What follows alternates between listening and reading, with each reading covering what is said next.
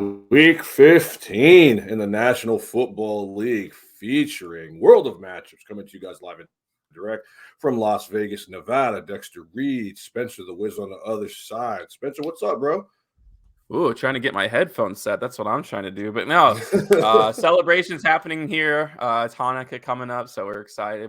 It's not like a real holiday. It's just like our version of Christmas. So kind of exciting going on over the weekend. Deal. Yeah, it's a big deal, man. We honor all holidays here at World of Matchups. So happy Hanukkah to you. It's good to have you back on the show this week. I've been looking forward to doing this particular show because it's Saturday football time, folks. This is when the cream really rises to the top. This is playoff atmospheres, and we got 3 games we're going to break down for you today, starting with the Miami Dolphins, who are trending in the wrong direction, heading to the frozen tundra that is the Buffalo Bills right now. Look, I told you guys last week that the Chargers were absolute lock. I don't like what Miami is doing right now. They're kind of reminding me of what the Giants did by peaking early.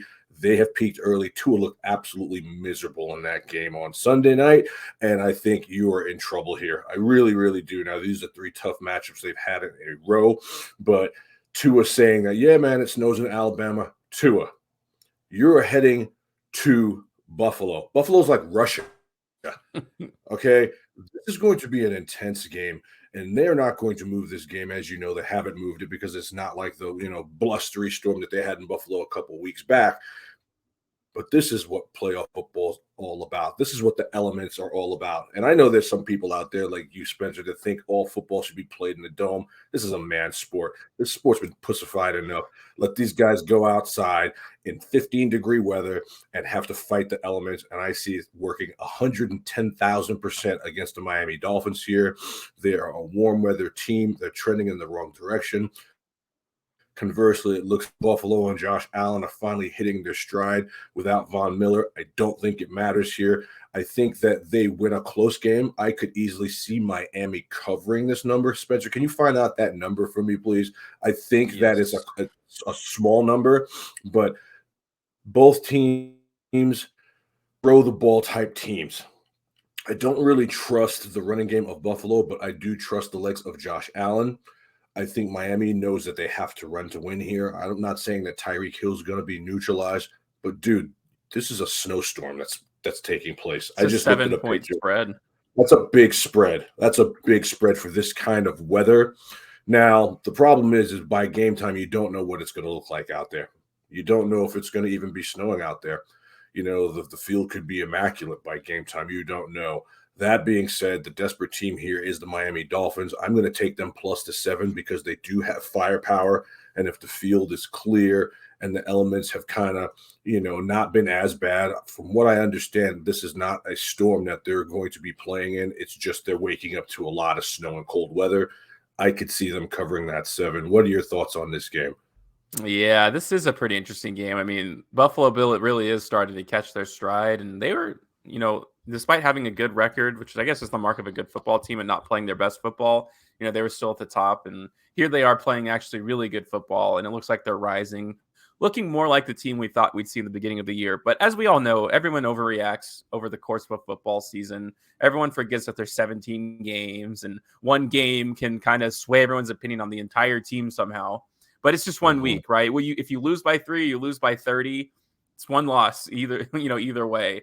And it's not like Buffalo's even taken a bad loss like that. So I do like them here. I think there is definitely a home field advantage. And I didn't like the way that Tua is kind of approaching this game, thinking that's just going to be something that he's seen before. I don't think so. I think this is always kind of a wake-up call, especially for the quarterback position where it's like the hardest position on the field.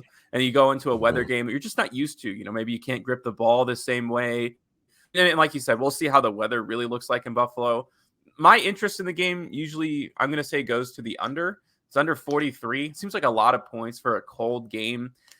There's always just something about those games. And I benefited greatly last week from some weather games in my betting. It's so funny. We always have our best bets and we seem to miss, but you and I are both like successful on these other tickets that we make.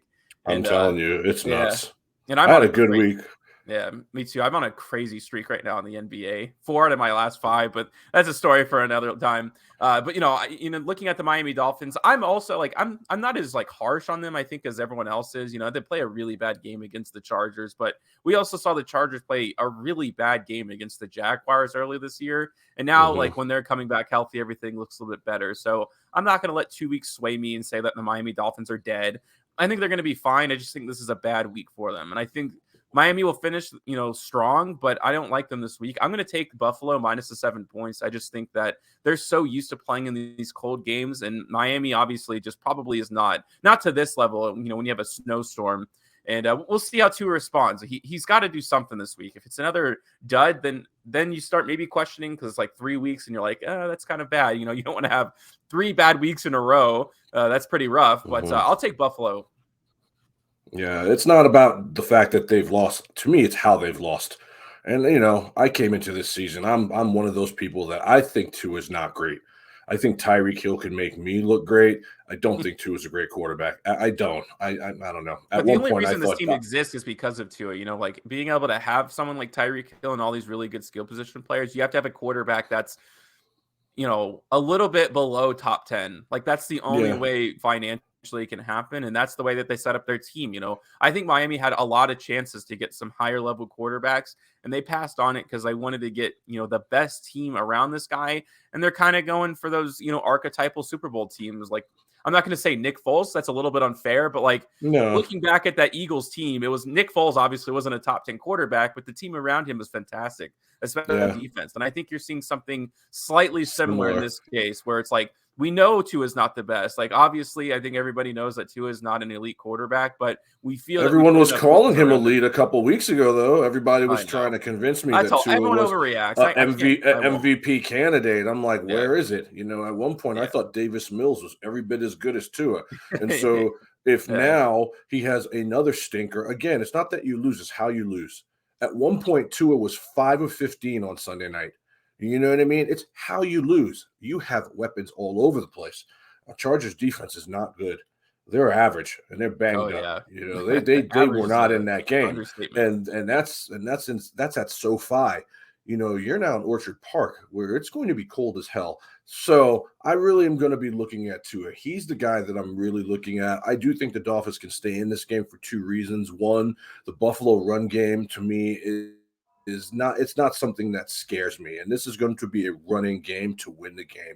So that's number one. And two, Tyreek Hill's the best player in the National Football League who's not a quarterback. He's the best skill position player. I think he's even better than Justin Jefferson just because of the things that he's able to do. Justin Jefferson is an all-world wide receiver. Tyreek Hill's an all-world athlete. Anything he could do. That fumble he returned, I mean, he just dusted the whole team. The speed It's is there. crazy. His hands aren't as good as Jay Jett is, but he's just the biggest weapon in the National Football League, and now he's proven it on 2 different teams. So, I mean, I took my hat off to him as a Chief fan. I'll still take my hat off to him as a Dolphin. I just wish he would shut up about the Kansas City Chiefs, dude. That's not the team you're on anymore, bro. I Let it go. know. You just keep talking about an ex-wife. We've moved on. You should too. But I'm still taking Miami. I'm still taking the 7. I've been hot lately after having a really, really rough go over here. So 3 out of 4 last week. Let's go Miami plus 7 and go to Sizzler.